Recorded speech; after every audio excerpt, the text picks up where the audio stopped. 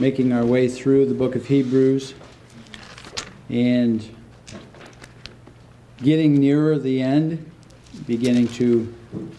Of course, we got a long way to go. The latter 3 chapters of Hebrews is very practical application of what he's been talking about. So we've got quite a ways to go yet. But I am thinking about and praying about what to do after the book of Hebrews. As it stands right now, most likely I will be probably revisiting something. I don't know what something yet, but probably revisiting something that we've maybe done in the past as something in the way of doctrinal, just relaying foundations and rebuilding upon those foundations of truth. Haven't yet decided on that, but I've recently been impressed on the importance of circling back and making sure as the younger generation comes up, and even those that have been around longer, that they're well rooted and grounded in the truth. And so I might circle back on a couple of specific things. In the book of Hebrews chapter 10, we're in 11 tonight, but we had just noticed in verse 38 in the previous chapter, the just shall live by faith. The just shall live by faith. And what we understand that more and more is becoming clear to me is that the just lives lives enabled to obedience by faith, enabled by faith for obedience. It doesn't always make sense. What God tells us to do usually does, but tithing is always the illustration that's easy to grasp on this. How that you give away something and how the Lord blesses beyond what you've given away, it doesn't always make logical sense. But obeying God always makes sense. And obeying Him by faith, knowing that He's the God of the outcome. By faith, we're enabled to obey. And that's in chapter 11. That is chapter 11. That by faith, these men and women were able to obey. And the just shall live by faith. They're enabled to carry on. They're enabled to continue. They're enabled to persevere by faith. Now, if any man draw back, my soul shall have no pleasure in him. And of course, last week we looked at the fact that it's the just shall live by faith is a passage in Habakkuk. And in the Habakkuk passage where it's used, he's talking about rejecting the prideful and the haughty, rejecting those that live their lives puffed up. The just, and in contrast, the just shall live by faith, humbly bowing before Him, humbly surrendering to Him. Paul uses it and then quotes it the first time in Romans in chapter 1 and verse 17. And the way that Paul uses it is a growing faith, from faith to faith. And either way, again, I say this, a lot of times I bring it up that there's 2 ways to look at that from faith to faith. It's either faith translated to faith from one individual to the next, or a lot of very good reasoning has been put into the idea that it's from faith to faith and a growing. And it was a way of saying that in the Greek language that's translated from faith to faith. And Paul used it there in the growing sense.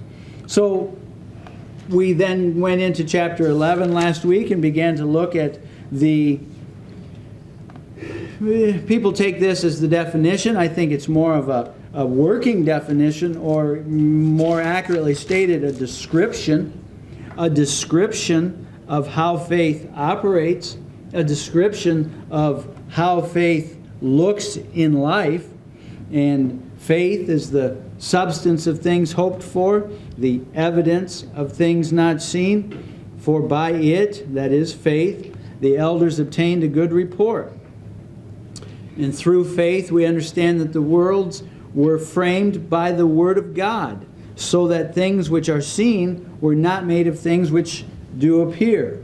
So we have a description of what faith looks like. And it's not blind faith. We always make that point also.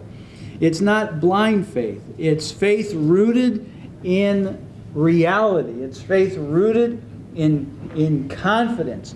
It's faith knowing. It's a living and lively faith. Knowing that God is real. And knowing that He works. Knowing that He works in hearts. Knowing that we can all sit around and think of people. I know that God worked in that situation. I look over there. I know that God worked in that situation. I look over here in this situation in my life. There's no way I figured this out. I know that God worked in that situation.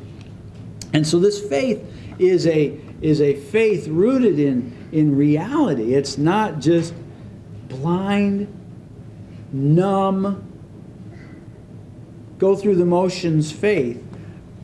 But the faith that the Bible talks about is living and lively and growing. And that kind of faith in individuals produces stuff, produces something. It produces continuance. It produces, namely, obedience. And that's going to be what we see front and center over the next several weeks as we look at these men and women of faith. That faith, by faith they did this, by faith they did that. It produced obedience. Having all confidence in Him that they couldn't see, but they obeyed Him, knowing He's God, and He's got this worked out, and He's God, and I'm going to stand before Him. So I'm going to obey Him now as best that I can. This faith in action, how people lived, how people served the Lord, this faith that produces this obedience. Let's jump over to James very quickly. James chapter 2. I thought Seth was going to get on in my message this morning. That's okay. The Lord knew we needed it. James chapter 2 and verses 17 through 20.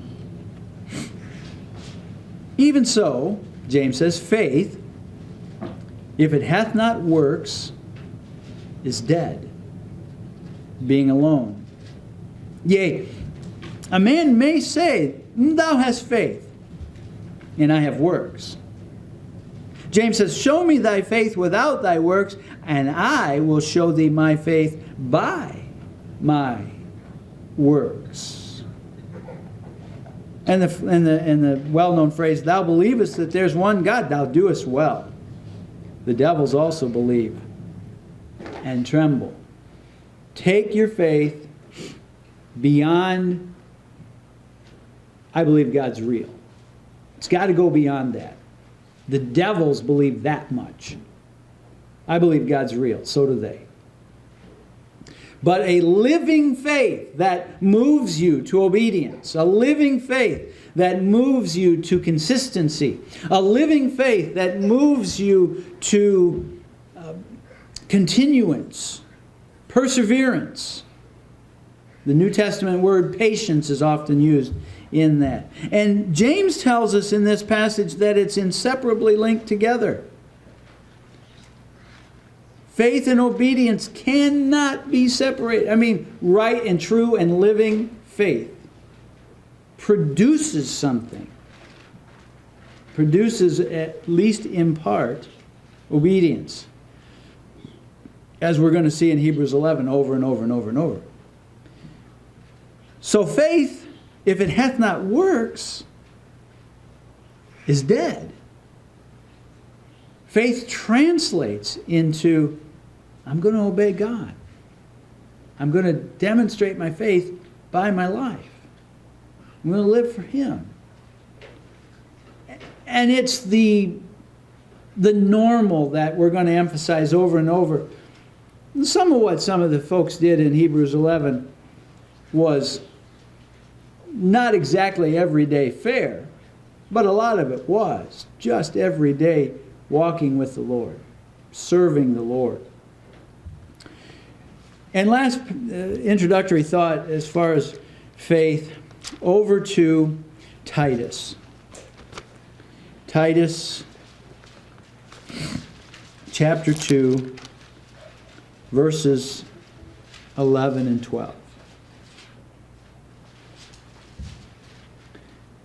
For the grace of God that bringeth salvation hath appeared to all men, teaching us that denying ungodliness and worldly lusts, we should live soberly and righteously and godly in this present world. What motivates one? I mean, the context tells me grace.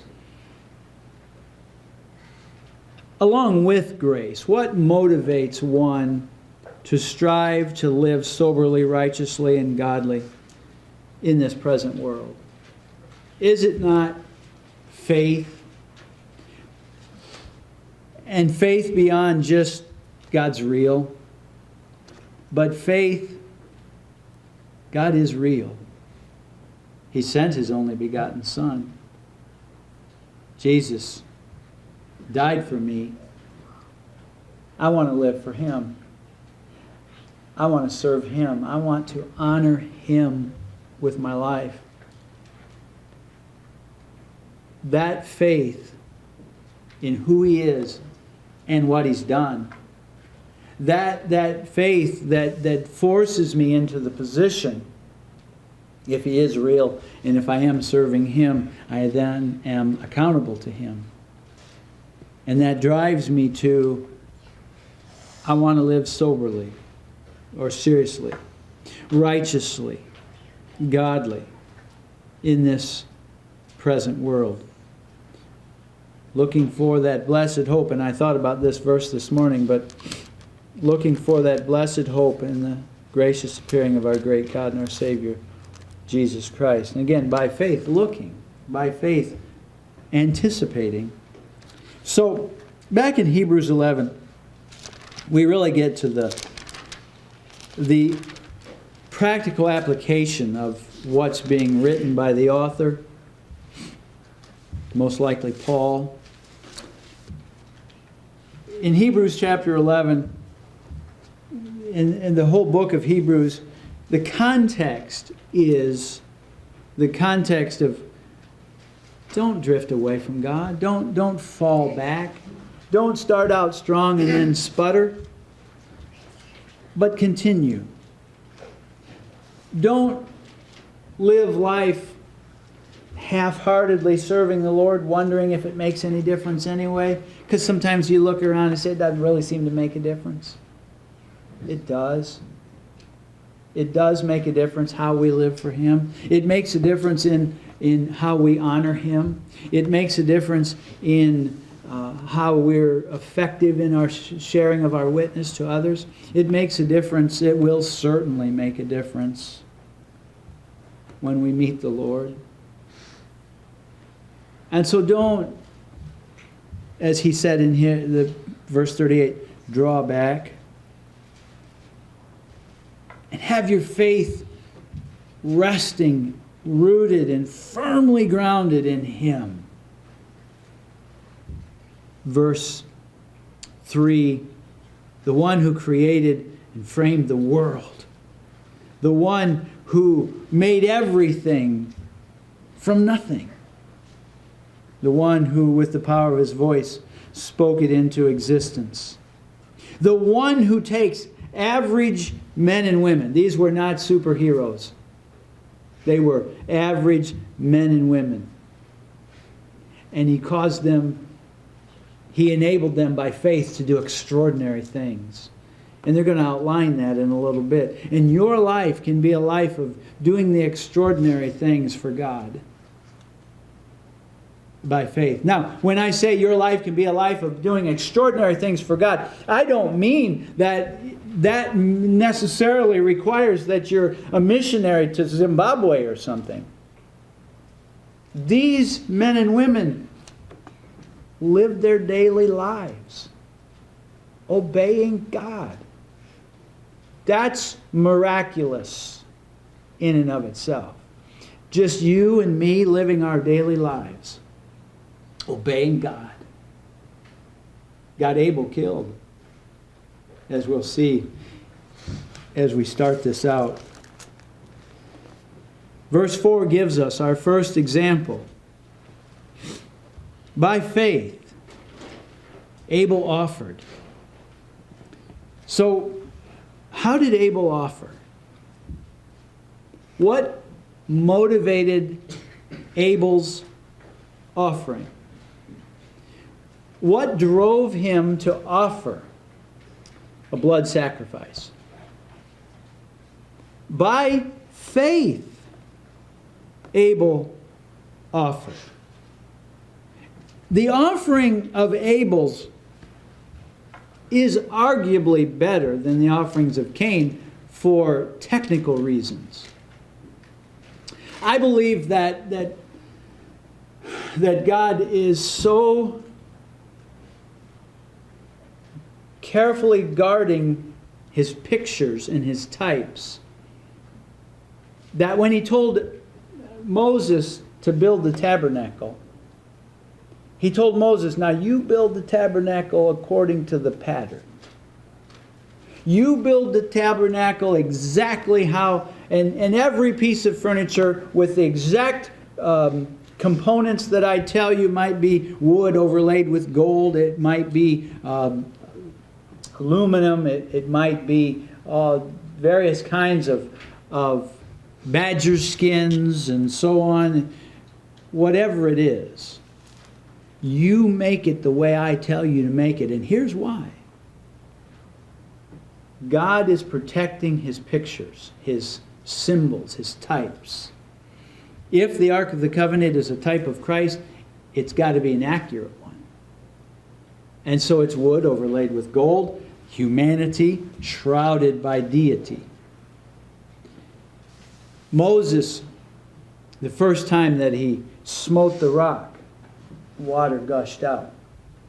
That was done in obedience. The second time that he did it, he was supposed to speak to it, and he ended up in anger striking it. That ruined the type. The rock was only smitten once. The rock was to be smitten once. And Moses smote the rock a second time.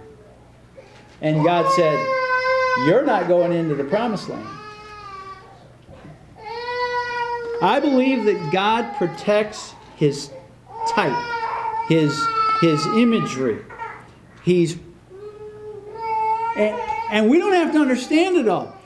Right now I'm reading through the book of Leviticus. And there's a lot of Levitical law that I don't understand why God put into place. There's Levitical law where you can't mix linen and wool. And I tried to read on why couldn't they mix linen and wool as a garment. And the supposition swirls around mostly it has to do with the priestly garment and it has to do with typology. And on that can go, and I don't want to chase this too far, but I'm making the point that I believe God protects his imagery, his type. And that, I think, needs to be an understanding as a backdrop for understanding verse 4. Understanding what happened between Cain and Abel and God's role in that. By faith, Abel offered. So, by faith, Abel was enabled to offer obediently. He offered what is called here in verse 4, a more excellent sacrifice than Cain. It is my conviction that the sacrifice, while being a blood sacrifice versus one produced with the work of his own hand sacrifice, the root of the problem, and please understand this, I hope I say it clearly, the root of the problem was not what they gave. What they gave was a problem, but not the root of the problem. The root of the problem was one offered by faith, that which was obedience, in obedience to God. One without faith was not offering in obedience. And God rejected what was not offered with faith in obedience. Let's go back. In Genesis. And again, I made this point a minute ago. This is not super duty service. This is a guy living his life. These are brothers living their lives.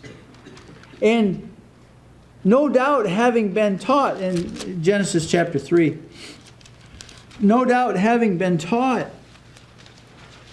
4.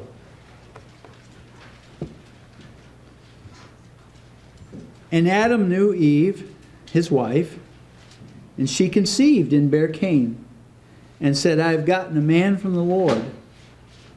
And again she bare his brother Abel.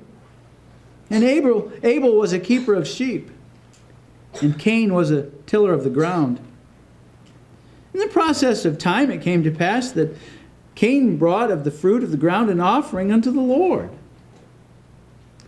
Abel, he also brought of the firstlings of his flock, and of the fat thereof. And the Lord had respect unto Abel and to his offering, but unto Cain and to his offering he had not respect. And Cain was very wroth, and his countenance fell. And the Lord said unto Cain, Why art thou wroth? And why is thy countenance fallen? If thou doest well, shalt thou not be accepted.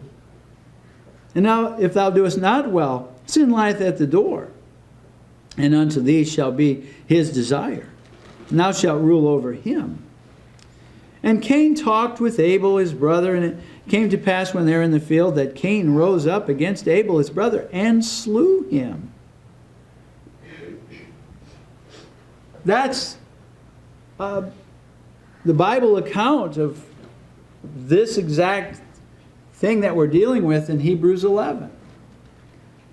We know from Hebrews 11 that Cain's offering was not accepted. We know that it was not exemplary because Abel's was, and Abel's was accepted. He offered a more excellent sacrifice.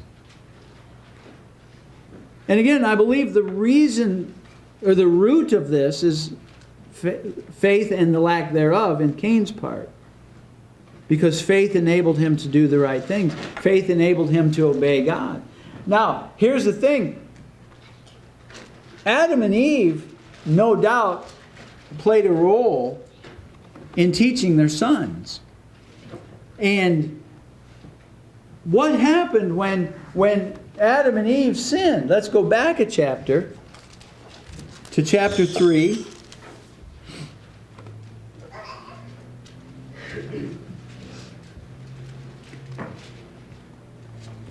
I want you to notice verses 6 and 7.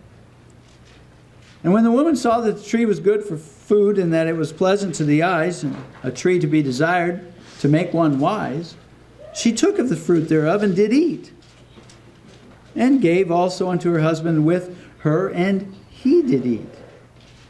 And the eyes of them both were opened, and they knew that they were naked. And remember, I'm very, very confident that I don't understand all of this. I am very, very confident also that this being naked was far more than being physically uncovered. But they stood uncovered before God. And they realized that. So they sewed fig leaves together and made themselves aprons. What did they do? They tried to cover themselves with the works of their hands. Now, best that the narrative tells us it's still just them. husband and wife.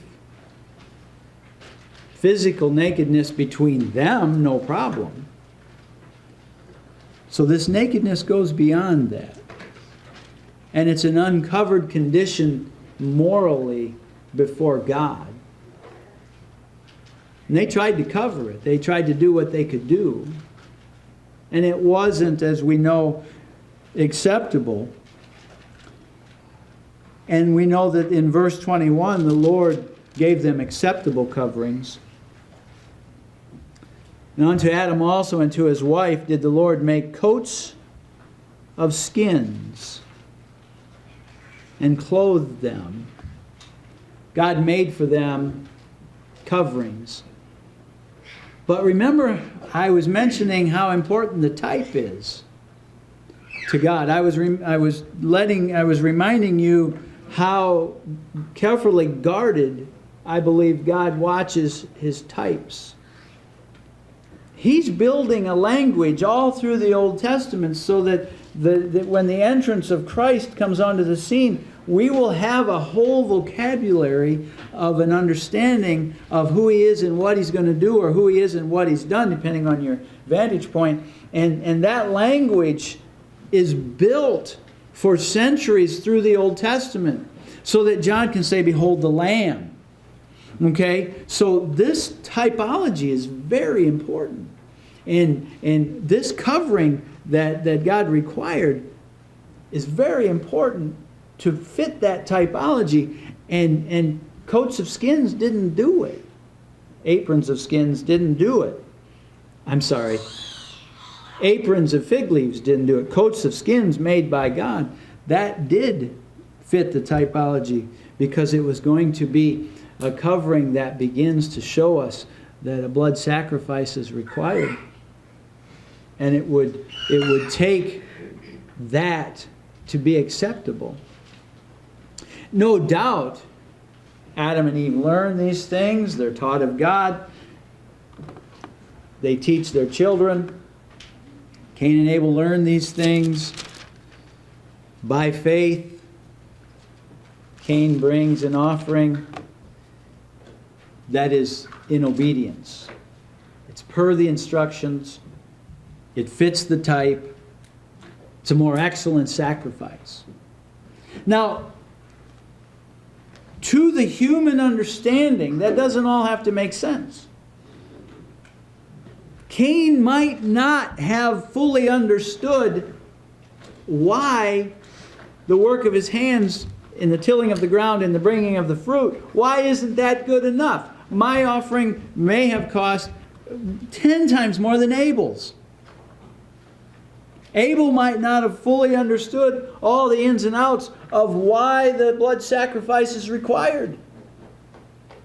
All that's necessary to know is that it is required. And by faith, he says, I'm going to do what's required. I'm going to be obedient unto the Lord. And I believe that he did know a whole lot more of this even than we do today. He would have understood, I believe, very much why it was needful for him to bring a blood sacrifice. Not only just because God said so, but why God said so, and why it would protect the imagery of the Lamb that would one day come. And so, back in our text, in Hebrews chapter 11,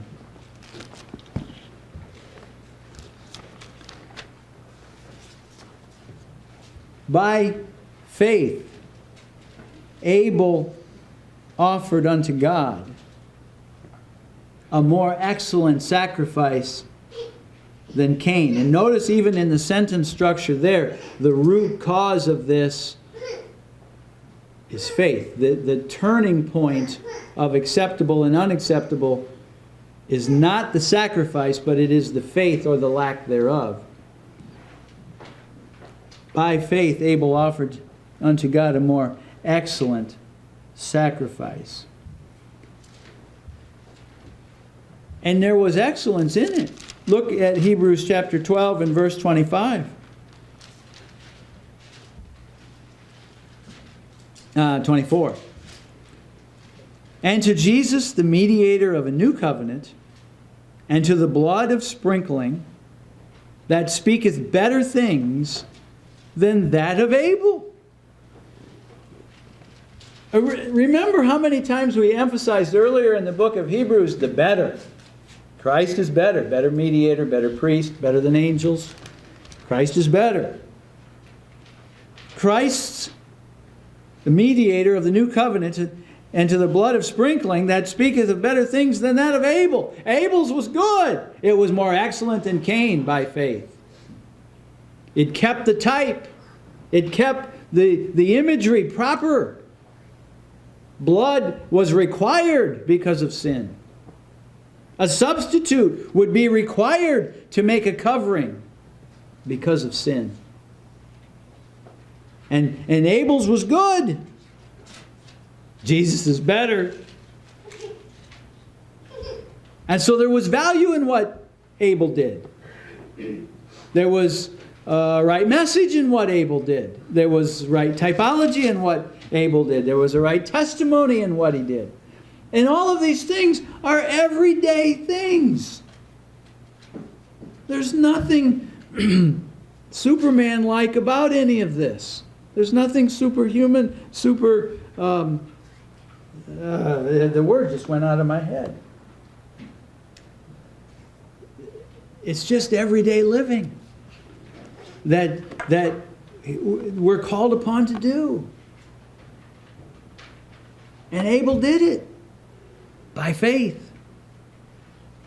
Abel offered a more excellent sacrifice than Cain. Cain was no atheist. Cain brought the work of his hands before the Lord. Cain labored and sweat and toiled and tried. He didn't say, Abel, you're a fool for bringing something to God. There's no God. What are you talking about, brother? What, you know? Cain said, there's a God. I'm going to serve him. But without faith, he didn't serve him in obedience. And without faith, not serving him in obedience, he didn't serve him acceptably. And God said, Cain, I won't accept that. And Cain did not say, well, then show me what you want, and I'll do it. Cain got angry. Cain murdered his own brother out of that anger. Back in our text in Hebrews 11, by faith, Abel offered unto God a more excellent sacrifice than Cain, by which he obtained witness that he was righteous. He obtained witness. Back in verse 2, we have this two-word phrase, a good report. For by it the elders. We're talking about faith, and so by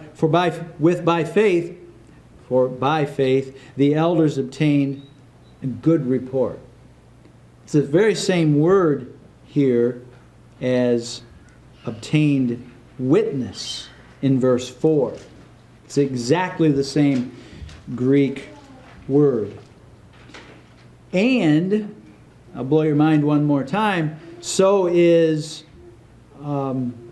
right here in this verse, God testifying of his gifts.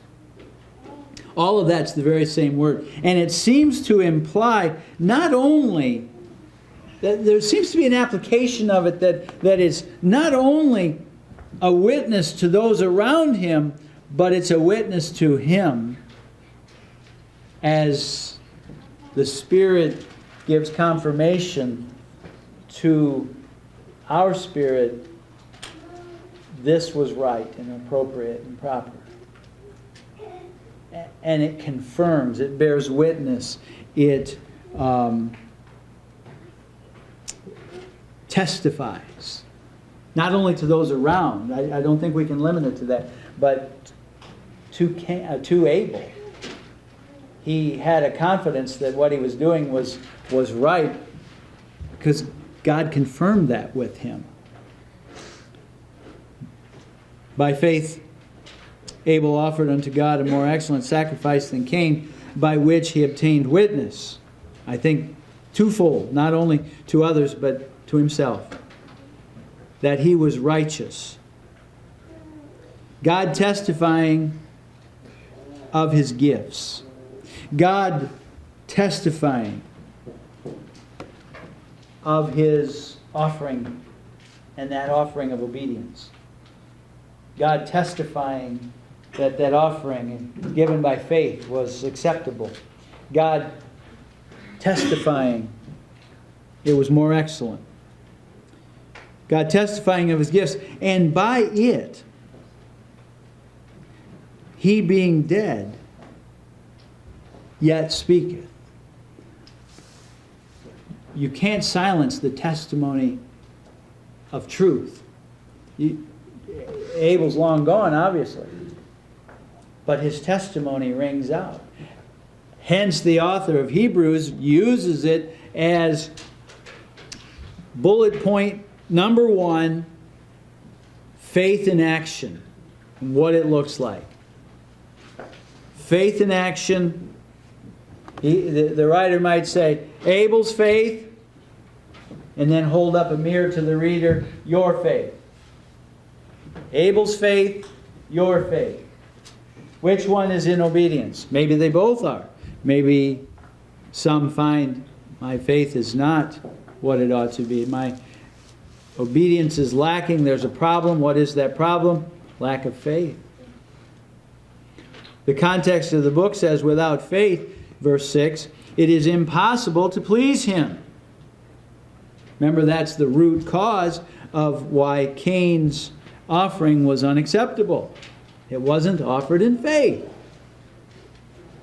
Without faith, it is impossible to please him. For he that cometh to God must believe that he is, and that he is a rewarder of them that diligently seek him. He is God, and he's a living God, and he's a righteous and just God, recompensing to each one exactly what is proper and right and good. And without that faith, knowing that he's God, that he is, and he's a rewarder, knowing that he's God, in verse 3, framed the worlds by his word. That kind of faith produces superhero was the word that I was trying to think of a second. And I was going to be sarcastic. Produces superheroes. What is superhero in the Word of God? Just a man, just a woman, obeying God. Just a man, just a woman, doing what God told him to do. Just a mom. And I don't mean to make that minimal. Just a mom, being a godly mom. Just a wife being a godly wife. A husband being a godly husband. A husband being a godly dad, or a dad being a godly dad. An employee being a godly employee. A student being a godly student. Wherever he has us, whatever role he has us playing right now, what marks us is whether or not we're obedient. And the root of that is there faith? And when there's faith, true faith, faith in the right one, faith rooted in substance and truth in the right one, faith that's living and growing in him, you produce men like Abel. What was the way over the top thing he did? He brought a blood sacrifice before God, just like he was told to do. And it cost him his life. What is Enoch going to do? He's going to walk with God. I mean, he didn't part any rivers that we know of or seas that we know of. He didn't call fire down from heaven that we... He's walked with God. We'll get into that next week, Lord willing. Can you walk with God by faith? Can you walk in obedience by faith? That's what He requires. Without faith, it's impossible to please Him. But with faith, by faith, Abel offered unto God a more excellent sacrifice. This is... Faith and obedience are inseparable. Faith and works, according to James, what we already read, is inseparable. And then you get back into the earlier portions of the chapter where the writer is talking about entering into rest with Him by faith. Laboring to enter into rest with Him. Being at peace with Him by faith. Beginning to live that life serving Him day to day, at work, at home, at school, mowing the grass. Pick up a rock out. Now Keith would never have this happen, but pick up a rock out of a lawnmower, zing it through the neighbor's window, look around, see if anybody's watching. When I was a kid, that happened, only the neighbor guy did it to our house. Whatever we're doing, just striving to be godly, striving to be obedient, striving to live the principles of this book. In this book are the principles of every relationship we have. Family relationships and church relationships and employer relationships and government relations. Every relationship we have is covered. And we're given instructions how to do it. Abel tells us it's just the normal day-to-day stuff that God's talking about. And by faith, Abel had a more excellent sacrifice. May God work in our hearts just to impress upon us the day-to-day aspect enabled by faith for the child of God. Just live for Him. At home, wherever we are, just live for Him, for His honor and glory. There'll be illustration after illustration. Some are a little more than just your average humdrum thing. I mean, Noah worked 100 years on building a big floating box. I think that's pretty much above and beyond the normal. But most of it's just day-to-day normal stuff. May God impress upon us to live for Him day to day. Let's stand.